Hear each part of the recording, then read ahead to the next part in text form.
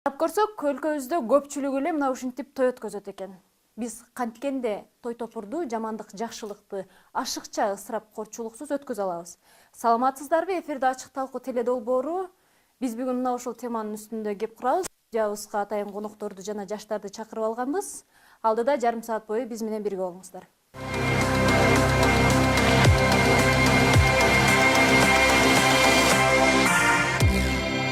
Азыр анда эмесе ысырапкорчулук боюнча атайын көчөдөн сурамжылоо алганбыз. Ошону көрөлү, андан кийин талкуубузду баштайбыз. Мисалы үчүн ошол ЗАГСка чыкпаш керек деп атабыз. Бирок алар ошону ката деп эсептешпейт да. Алар үчүн убактылуу убактынчалык көңүл ачуу үчүн алар ошол ишке барып атышат. Өзүбүздөн да баары өзүбүз аракет кылсак жоюлат. Мына балдар, например, акыркы коңгуроодо дагы машинелер менен, тойлордо дагы, үлпөт тойлордо машинелер менен жүрөт. Ошолорду ата-энелер тыйышыбыз керек да. Тыйсак баардыгы өзүбүз ойлогондой болот. Мунун баары жоюш үчүн мен ойлойм, ар бир адам өзүнөн депчи. Ар бир адам өзү, мисалы, мени көрүп башкалар кылат, ысырапкорчулукчу, башкалар кылат, бирок мен азыраак эме кылсам, башкалар деле менен көрүп азыраак эме кылышы мүмкүн. Катуу закон чыгарыш керек. Если катуу закон кылып, мисалы бир тойлордо ЗАГСта мынча эле машина деп туруп лимит кылып койсо, катуу милициялардагы органдын адамдары текшергенде азайышы мүмкүн. Андай болбой атат да, бизде катуу закон иштебей атат. Эми барчылыктан болуп атат да. Бардык нерсе барчылыктан болуп атат. Бүт бардыгы азыр Россияда иштеп атышат. Кыскартканга билбейм, мыйзам эле чыгарып кыскартышпаса башка жол жокко дейм.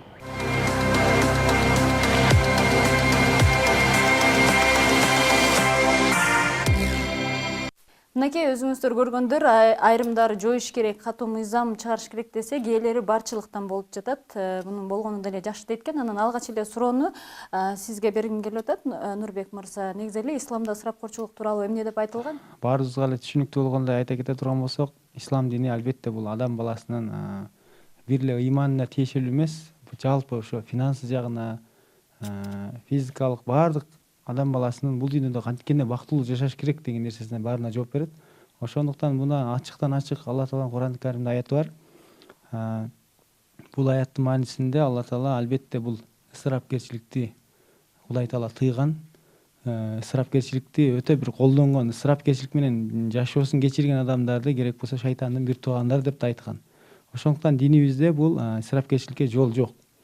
Ошол ысырапкерчиликке жол жок болбогондугуна карабастан, азыркы күндө биздин көпчүлүк азыркы элде бир жагынан сүйүнүп айтабыз, мисалы Кудайга шүгүр, колунда болуп калды элдерде барчылык деген менен ошол эле түрдө баланс болбой атат. Мисалы колунда жок, мусулман, ислам дининде мисалы баланс сактоо деген нерсе бар.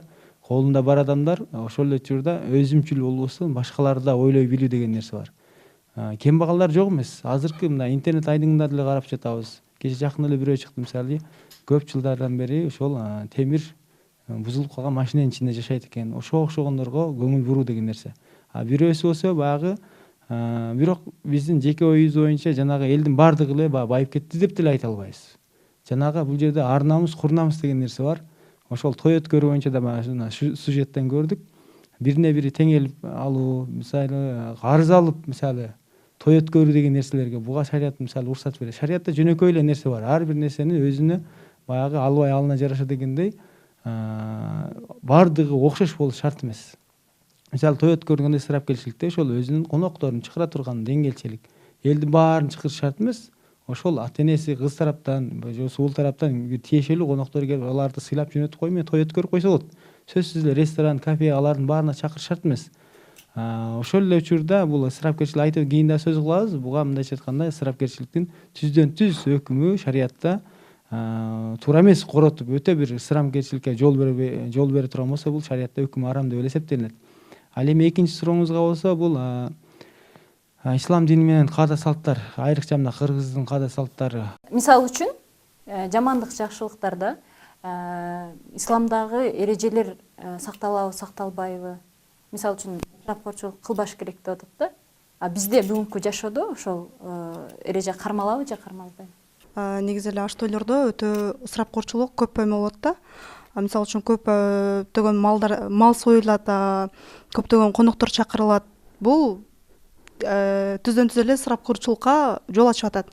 Анан негизи эле статистикалык маалыматтар Кыргызстанда ошол жылына аш тойлорго 2 миллиардтан ашуун акча каражаты коротууларын көрсөтөт да. Бул демек Кыргызстан өзү негизи мамлекет андай деле бай мамлекет эмес. Анан бул акчалар каяктан келип жатат деген суроо болот да. Албетте бул акчалар сырттан келип жатат. Миграциянын түздөн түз миграциянын негизинде келип жатат да. Ошол жактан аябай кыйналып иштеп келишет. Бул жакка келгенде бир күндө же болсо 2 күндүк той үчүн эле ошол нерсени чачып коюп жатышат да. Мен мисалы үчүн бул нерсени такыр эле тойду жоюш керек, мынтиш керек дебеймин. Туура той болуш керек. Мен деле мисалы үчүн жашмын. Мен деле жакшынакай тоюм болушун каалайм. Бирок ошол нерседе кичине бир ысырапкорчулукка жол бербеш керек. Кичине мисалы үчүн адамдардын санын азайтыш керек. Союла турган малдардын же кете турган каражаттардын кичине баягы көлөмүн азайтыш керек. Рахмат. Азыр бул жактан мен Топчубай мырза сизге да суроо бергим келип турат. Негизи ушул улуттук каада салт менен исламды биз бүгүнкү күндө аралаштырып алган жокпузбу? Илгери ата бабаларыбыз сөөк коюу жана той топурду кантип өткөзүшкөн? Бул илгерки каада салт, бул илгертен бул калыптанып калган каада салт. Бул салттуу баалуулук деп айтсак болот. Анткени элибизде мына канчалаган кылымдарды карыткан өзүбүздүн бир жакшы салттарыбыз бар да. Илгерки ата бабаларыбыз бул мисалы өзү көчмөн калп болгондуктан мына көчүп эле тыйын болбостон далай согуштарды башынан өткөргөн. Бул жерде баягы кепиндеп, илгертен эле кепилдеп динге жакын калп болгон ошо зыяпатын ушул эл зыйнатын эл топтолуп келип туруп ушул кандай адам эле деп ошонун узатуу иш чарасында баягындай аш тойлорду уюштурулган. Бул өздөрүнүн дареметине жараша байлары байдай болуп туруп ушул киши өлүптүр дегенде бул жагы Ала Тоодан Алтайга чейин кишилер чаптырып ошонун ашына чакырышкан. Анан ошол мезгилде эле жылкы союшу керек жана башка деген болгон. Мисалы үчүн бүгүнкү күндө өзүнүн даремети жетпесе дагы айрымдары карызга алып болсо дагы жылкы союшат да. Исламга чейинки доор жана ислам ушул кыргыздарга тарала баштаган доордун айырмачылыгы бар да. Ушул той жана ушул өлүктү акыркы сапарга узатуу, маркумду акыркы сапарга узатуу маселесинде. Мындайча айтканда кыргыздар мурунку салтын ислам кабыл алгандан кийин деле бир топ маселелерди, бир топ каада салттарды бирге ала келишкен да. Ошолордун бүгүнкү күндө саркындылары бүгүнкү күндө дагы ушул келип жетип отурат да. Мисалы бейшембилик, кырктык, элбекилик, жылдык деген аштар бар. Булар ушул маркумду акыркы сапарга узатууга байланыштуу салттар да. Ошон үчүн булардын немеси исламда булар жок болсо дагы, исламда айтылбаса дагы бул кыргыздын ушул каада салты формасында бүгүнкү күндө да уланып келе жатат. Бирге алып келген. Бирге алынып келе жатат да. Мындайча айтканда кыргыз толук түрдө эле өтмүшүнөн кутулуп, толук түрдө эле баягы арабтардан келген динди толук түрдө эле кабыл алып таштап койгон жок да өтмүшүнчү. Ошон үчүн каада салт менен айкалышта исламды жашап келе жаткандыгын айтууга болот. Анда эмесе азыр биз сиздер менен чогуу той жана өлүм жетимдердеги чыгашалар тууралуу кыскача инфографика даярдадык эле. Ошону көрөлү, андан кийин талкуубузду улантабыз. Кыргызстанда орточо эсептеги үйлөнүү тоюнун чыгымдары мисалы 200 адамга эсептелген салтанатка канча акча кетет? Келиндин чач жасалгасынан бут кийимине чейин эсептесек орточо 45.300 сом болот экен. Күйөө баланын сарпайына орточо 20.000 сомдун тегерегинде акча сарпталат. Сүрөткө, видеого тартууга биригип 50-60 миң сомдун тегерегинде. Чакыруу, торт, шакек, ырчы, бичи тамадасына биригип орточо 100 миң сом кетет. Тамак аш, жылкы соютуна 200 миңден 300 миң сомго чейин. Ал эми маркумду акыркы сапарга узатылган үйдө анын жашоо шартына карабастан же болбосо атаандашуунун негизинде жылкы, бодомал, кийит кийгизүү, жаназага келген инсандарга дасторкон жайып тосуп алуу, ар бир конокко арнап мал союу жана башка ашыкча чыгымды алып кеткен салттар пайда болуп жатат.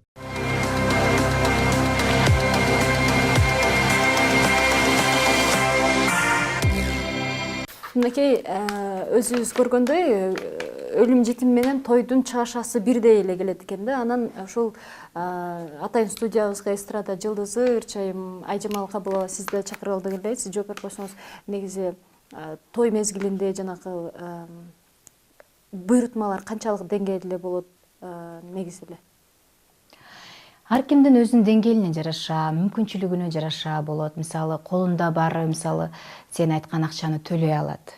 Колунда жогу болот. Мисалы, мен мисалы жалгыз аялмын, же болбосо жалгыз акеси болом, мен ушу инимди же болбосо баламды үйлөп атам, ушуга кичине бир мындайраак кылып берсеңиз деген болот. Элдин шартына, мен мисалы жеке мен элдин шартына карайм. Эгерде колунда жок болсо, ошол өзү суранган акчага барып бир же болбосо 2 ырдап бергенге мүмкүнчүлүк болот. Демек, сизде туруктуу мынча сом берсең гана чыгам деген жок. Себеби бир принципте туруп алган бул дагы туура эмес деп ойлойм. Себеби мүмкүн жалгыз баласы бардыр, мүмкүн жалгыз кызы бардыр, ошону узатып аткандыр, ошону үйлөп аткандыр. Эми эмесиз, бирок суранышат да, кээ бирөө суранат чындап элечи, колумда ушундай кичине жетпей жатат эле, бирок биз сенин ырдаганыңды жакшы көрөбүз, мыналарыңды жакшы көрөбүз, келип берсең жакшы болот эле деген өтүнүчтөр менен чалса, мен жок дебейм. Анан ошентип колунда жок болуп, мисалы үчүн каражаты жетишпей атса дагы, атайын кредит алып, башка кылып, тойду өткөзүп, ысырапкорчулук кылып атат да, мындайча айтканда өзүн кыйнап. Ошолорго көз карашыңыз кандай? Бул эми кредит алып той кылуу, бул билбейм, эми баарына эле мындай көз карашы туура эмес болуш керек. Себеби кредитти ким төлөйт? Акырында келгенде ошол эле 2 жаш сен айткандай Россияга барып кредитти төлөйбүз деп тиргилик кылышат, акча табышат, бирок аягынын арасында мисалы бирөө иштебей жатып калат, бирөө иштеп калат, бирөө аз таап калат, бирөө көп таап калат. Анан Россияга барып үй бүлөнүн бузулушу менин оюм ошол болуп атат да. Акырына келгенде, аягына келгенде ошол кредитти төлөйбүз деп иштешет, бирок ошол учурда мисалы үй бүлөлүк ортодо сен таппай атасың, же болбосо сен көп таап атасың, сен аз таап атасың деген сөздөр болот. Ошондон улам үй бүлөлөр дагы мындай бир ажырашуу дагы көп болуп атат да. Анан ушул жерден Замир Божонов агай, сизге дагы суроо бергим келип турат. Ошо сиз жогорку окуу жайда иштеп жүргөндө ысырапкорчулукту болтурбоо үчүн өзүңүз атайын бир үлгү болуп берген экенсиз да. Мисалы үчүн жакындарыңыз кайтыш болсо дагы көп чыгым кетирбей, башка кылбай калгандарга үлгү болоюн деген экенсиз. Аркаңыздан ээрчигендер болду негизи? Кандай көз карашта болушту тааныштарыңыз?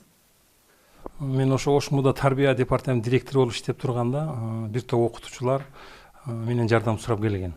Мен жакын туугандарым өтүп калды, бир 6 айлык айлыгым алып бер, мен Куран окутушум керек. Же болбосо 3 айлык айлыкты алганга жардам бер, себеби мен Куран окутуп башкаларга маркумга ошондой Куран окутуп койбосом болбойт деген суроолор көп болду. Анан ар кандай жерлерде талкууларда ушул Куран окутууну ушу бейчыгым өткөзүш жагын коюш сенин милдетиңе кирет эле деп ар ким айта бергенден улам анан мен ушу атайын жобо иштеп чыктым. Мисалы үчүн мына шаарда иштеген адамдар, мисалы үчүн университетти алайлы, ушу университет окутуучулардын мисалы үчүн кээ бири Лейлектен болот, кээ бири Чаткалдан болот, кээ бири Каракулжадан, ар жактан болушат.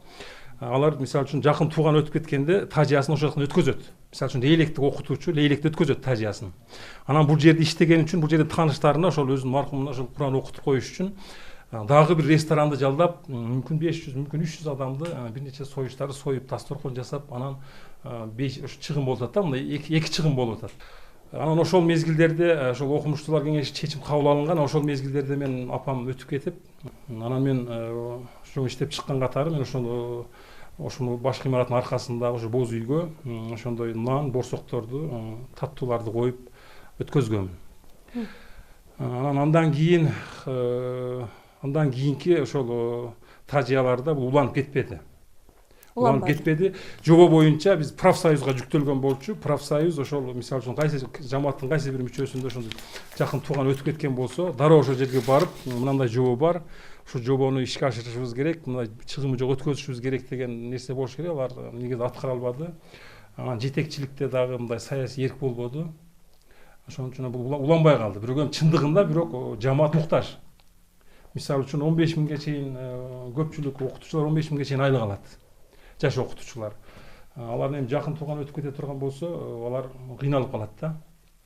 Ошон үчүн ушул неме зарыл болгон. Бирок намыстын айынан бул нерсе дагы уланып келе жатат. Анда мен ушул жерде отурган жаштарга айтайлы, суроо бере кетейин, мынакей сиздер айтсаңыздар, өзүбүз жогоруда угуп кеткендей эле сөзсүз түрдө ушундай мал жандыктарды союп чыгаша болот экен да. Бул жакта Замир агай өзү үлгү болуп аны ишке ашырам деп аракет кылыптыр, бирок ал жоюлбаптыр да. Анан биз жаштар жоюшубуз керекпи же керек эмеспи? Негизинен тойду жаштар же чоңдор кандай өткөзөт? Фантазиясына жараша, табитине жараша, капчыгына жараша. Чындыгында эми айтышат, табитте талаш жок деп коет, ар ким өзүнүн табитине жараша, капчыкка жараша өткөзөт. Бирок биз бир тараптуу эмес, эки жакты тең чогуу ала кетишибиз керек. Мисал катары сиз деле билесиз, мен деле билемин. Ошондой чоң тойду бербей, чакан өзүнүн досторун, жакын туугандарын чакырат дагы өздөрүнө калган акчасын эми элден келип беришет, ошолордон мисалы саякатка жумшашат.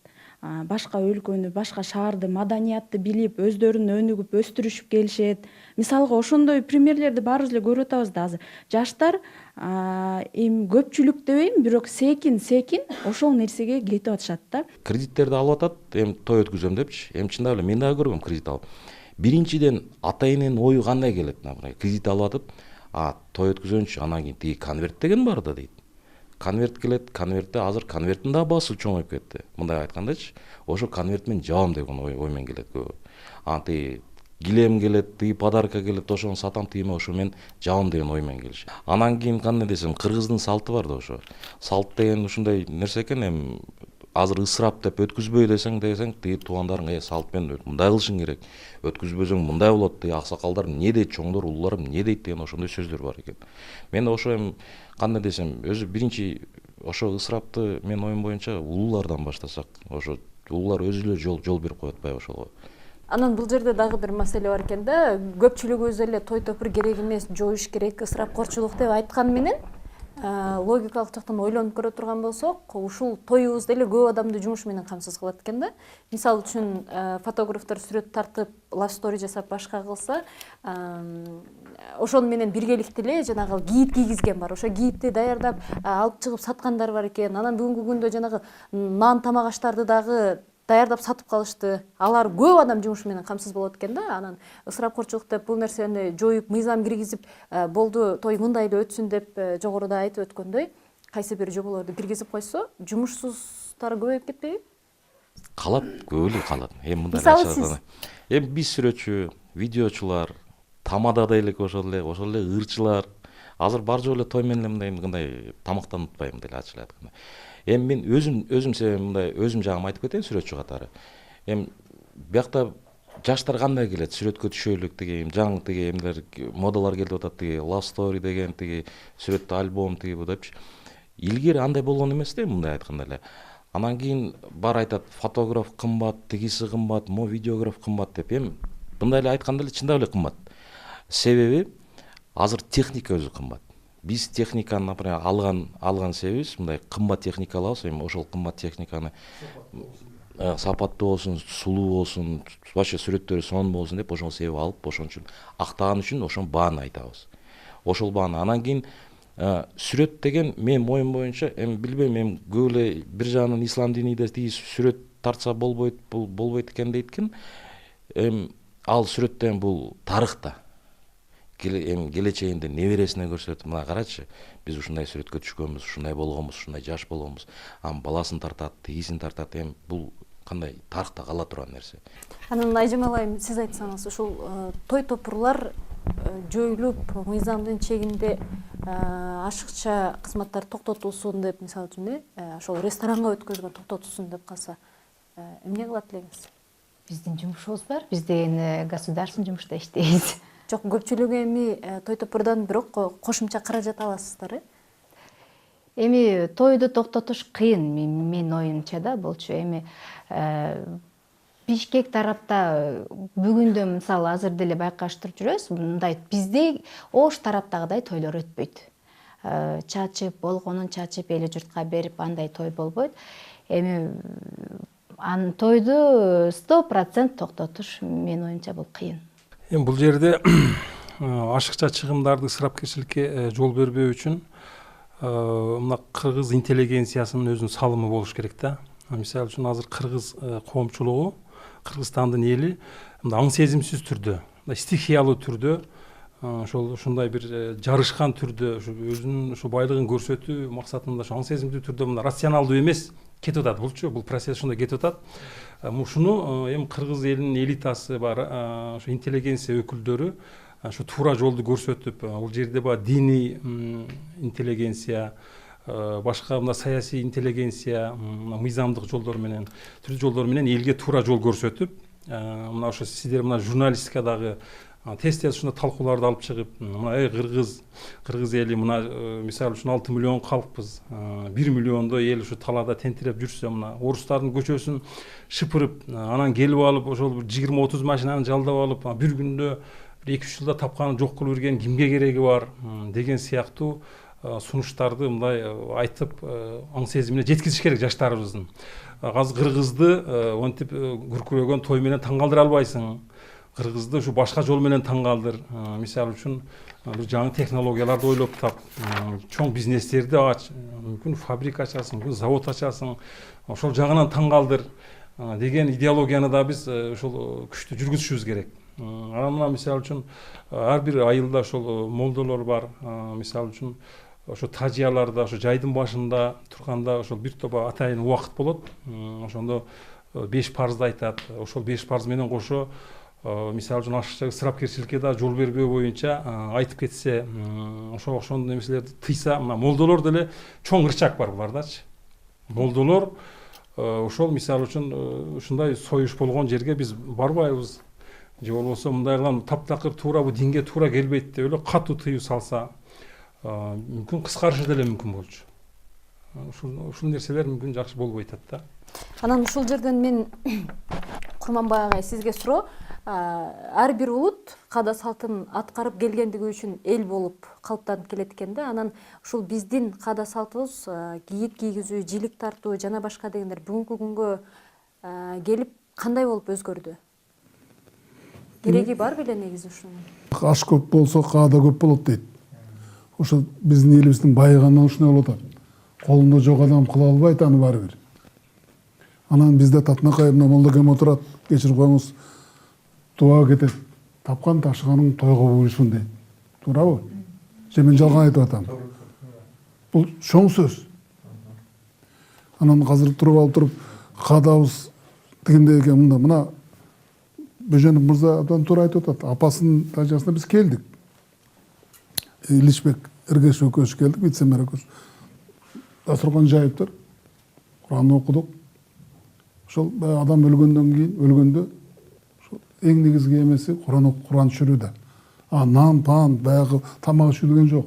Муну айтып аткан жерибиз тойлордуку түшүнүктүү. Адам баласынын башына оор түшүк түшүп турганда, атасы же апасы өлүп турганда, ага барып дагы мал союп, жанагы бир жылкы союп, уча тартам мен баланчага, жамбаш тартам деп турганыбыз, бул эми чын эле мындай жок да бул нерсе. Анан мына ушул жергиликтүү бийликтин өкүлү катары сиздер кандай иштерди жүргүзүп атасыздар? Ушуларга бөгөт коюу үчүн. Биз шаарыбыздын мэри Айтмат Тентибаевич Кадырбаев жылына 2 жолу ар бир аймактарда эл менен жолугуш өткөзөт. Мына Топчука жакшы билет. Ошол жерде ушул населениеден, жергиликтүү элдерден ушуну тыйып койсоңуз болбойбу деген суроолор да түшүп атат. Биз көп улуттуу элбиз. Мисалы үчүн өзбек туугандарыбызда татынакай салттары бар.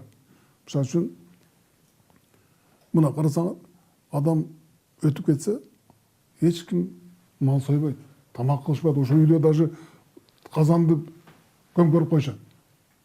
Өзбек туугандарда. Ушуну биз алсак жарашат эле го. Бирок алардын да башка бир салттары бар да. Күйөө балага 40 күн ок аташышат экен. Эми бул ысырапкерчилик да. Азыр ушул жерден мен пайдаланып Нурбек мырза казиаттын өкүлү катары сизге суроо, мына ушул ысырапкорчулукту, ошол мал жандыкты, кыл куйрукту, башканы дароо эле сиздер барып ошо жаназасын окуп атканда башка кылганда кесиз айта албайсыздарбы мындай? Керек эмес, жок деп эле токтотуп коюу колуңуздардан келеби? Угат да эл.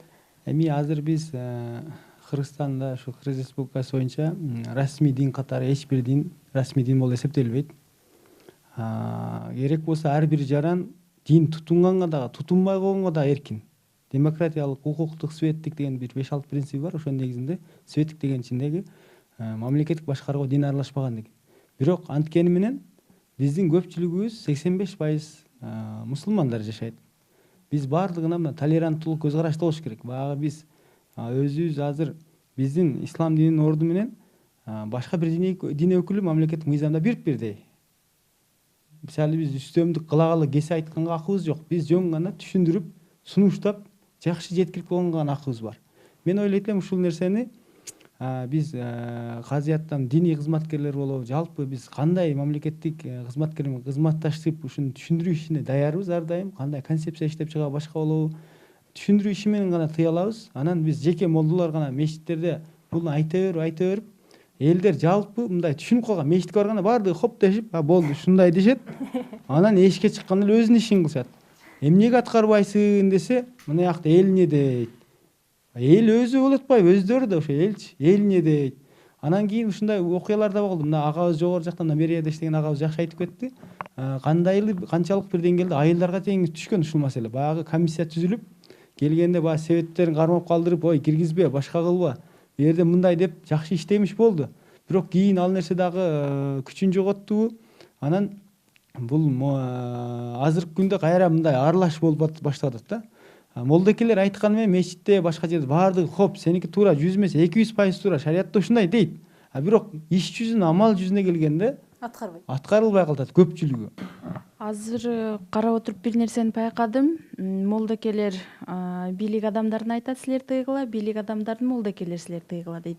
Негизинен мен окудум, Тажикстанда закон бар экен, 200 кишиге чейин болот. Эми столду кичине минималдаштырып жасагыла дейт экен.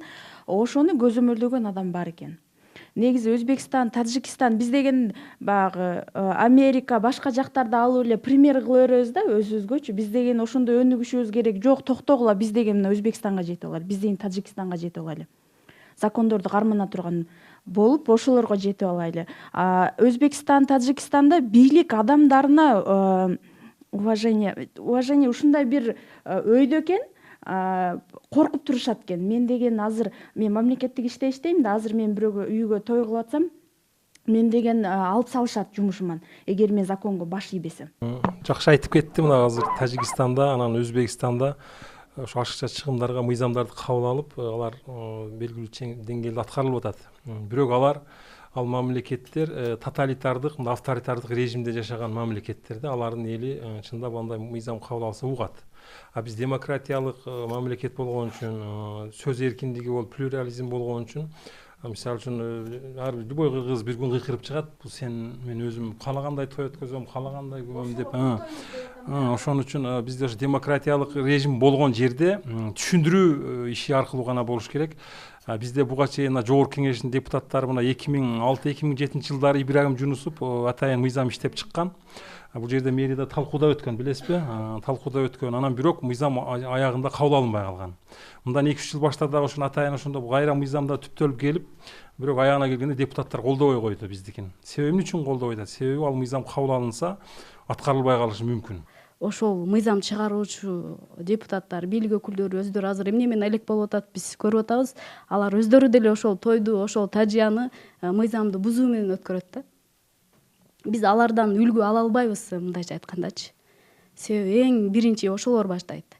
Ошол картеж, ошол ашыкча чыгымдар, анан эле бизде ушул айрыкча Ош шаарыбызда салон, сулуулук салондору сүрөт чыгара турган, анан той көйнөктөр салону, ресторан, кафелер, ошол той өткөрө турган. Бардыгы ошондой да. Кыргызстанда бир эле Ош шаарында эмес, баарында эле ошондой болсо керек. Элита жокпу, бир маданият жокпу же бир китепкана же ушул балдардын билимин өркүндөтүү боюнча бир атайын курстары жок да. Значит, кыргыздар тойго барат, сулууланат. Анан башка жагы дагы кайра эле ошол күн да, ошол көрүнүш. Бизде закон вообще иштебейт. Өзү по идее закон деген иштебейт. Бизде закон деген сөз эле бар. Мындай айтып коелук, мына Вайка айтып кетти, карточка. Мына айтайлык, кортеждерде тиги балдарда ошо салт экен да, тиги мен сенин тоюңа алып чыктым, сен менин тоюма алып чыгасың ошо кортеж депчи. Анан кийин мына закон 4 жыл мурун чыкты дедиңизби кортежде, ошо кортеж жүрөт. Биринчиден ГАИ иштебейт. ГАИге законда ал балдарга да закон керек. ГАИ токтотсо дагы ал жерде тиги балдардын арасында бир чоңдун баласы чыгат. Айтат, кой бер бизе тудаш. Ошол жерден биринчи айтып атпаймынбы? Ошол бар жокту допускать эткен ата энеден болуп атпайбы? Мен балам бир эле балам бар, эмне кыласың, эмне өткүзбөймүн дегендейчи ошол себеби. Белектерди эгерде том китеп же болбосо бизде манас эпос бар, анын томдуктарын алып барып берсе, алар пайдалуу болор. Бирок жогоруда мен айтып өткөндөй сапатсыз жанагындай 4 чарчы материал, мисалы үчүн кезиме ал кийим тиккенге деле жарабайт экен да. Бирок бирине берет экен. Ушул жерде студия ошонун маанисин бербей белек берип атпайбы? Жолукту эмнеге берет? Ошо ак жолук башыңан түшпөйсүн деп. Ар бир ниет кылып бериш керек. Калпакты кийгизип атканда ак калпак башыңан түшпөсүн, дөөлөттүү бол деп туруп. Ар биринин мааниси. Ошо маанисине жетип, жетпей белек бергенден башталып атпайбы бар нерсе? Айжам айым, сиз айтсаңыз, ушул жакындарыңыздын той топуруна барганда ушундай жана 4 чарчы кездемени, анан жолукту, анан калпакты, анан көйнөктү көтөрүп барасызбы? Анткени аны алып барбаса көпчүлүгү капа болот экен да. Мен сага могу материалды алып бардым, сен мага алып келбедиң. Бизде эми баягы мен чындап бул нерсени азыркы күндө тамадалар деле мисалы эшиктен кирип келатканда колуна пакеттерин алып коюп атат да, чындыгында мен көрдүм бул нерселердичи. Себеби ошол нерсе тойдун бир канча убакытты алат да. Пакеттен чыгарып, аны башына кийгизип, калпакты кийгизип, жол эмени материалды желкесине жаапчы. Анан кээ бир жерде бул нерселер жоголду. Бара-бара жоголуп атат да. Сен айткандай 1 жыл, 5 жыл жада калса бул материал жолуктар Америкага чейин барып атпайбы? Мисалы ошол жакта кыргыздар той кылып атат. Ошол жакка чейин барып айланып келип атат да. 85% бул жерде мусулмандар жашап аткандан кийин, Кыргызстанда жашап аткандан кийин биз мына үлгүнү алууда, кайсы бир модельди алууда биз бир аз жаңылыштык кылып коебуз да. Көбүнчө батыштагы же болбосо чыгыштагы башка бир каармандарды, башка бир эл тааныган баягы актёрбу, актрисабы же болбосо кандайдыр бир кино жылдызын неме кылабыз да, ошонун артынан кетебиз да.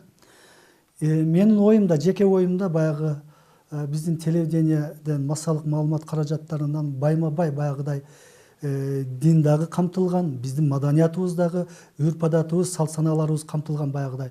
Мына Өзбекстанда көрүп атабыз, телевидениеден баягыдай кинолор тартылса да, мен ушуну күтөм да, жыл сайын Өзбекстан баягы эгемендүүлүк майрамына чейин бир неме жарыялайт, конкурс жарыялайт дагы ошондо мен деп аталган баягы ар бир кинорежиссер өзүнүн кинолорун тартып, ушулар аркылуу элге жеткиргенге аракет кылат да. Өзбек менталитетин, өзбек маданиятын сактаган, динге дагы каршы келбеген баягы улут кылып турган баягы каада салттарын жактаган бир эмелерди тартышат да көбүнчөчү. Эми муну адам маалыматты кабыл алууда көз менен дагы кабыл алыш керек да, баягы мындай болуп атат, акыбети мындай болот экен деген бир жыйынтыктарга жетиши керек да. Ошондо бара-бара баягы теориялык маалыматтар практика жүзүндө, амал жүзүндө көрсөтүлө баштайт да.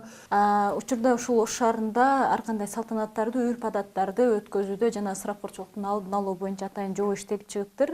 Бизге мэриядан Салтанат Аманова эжекебиз өзүнүн пикирин калтырып кетти эле. Азыр ал кандай жобо экенин биргеликте көрөлү. Негизинен калк арасында нааразычылыктар, ашыкча салттарды жоюу, ашыкча салттарды ушу бийлик тарабынан атайын мыйзам чегинде чара көрүү боюнча сунуштар да айтылды. Ошолорду угуп көрүп, анан кийин Ош шаарынын мэриясында атайын адистер тарабынан комиссия түзүлүп, жобо иштелип чыкты. Бул жободо калк арасында ашыкча ысырапкорчулукту жоюу боюнча билесиздер, эми ар бир элдин өзүнүн улуттук каада салттары бар, байыркыдан бери келе жаткан ырым-жырымдары бар дегендей. Бул ырым-жырым каада салттардын баардыгын карап чыгып туруп, кантип канчалык деңгээлде кыскартса болот ашыкчаларды, мыйзам чегинде кандай чара көрүш керек, бүт адистер ошонун ичинде биздин юристтер тобу менен биргеликте макулдашылып, жобо негизинен даяр болду. Эми ал жобону биз 13 аймактык кеңештин жашоочуларына жалпы элге талкууга коебуз шаарда. Ал талкуудан кийин элдин арасынан дагы сунуштар түшөт, кошумчалар, алымчалар киргизилет. Ошол кошумча алымчалар менен жыйынтыктап туруп бул жобону биз шаардык кеңештеги сессияда депутаттардын кароосуна коебуз.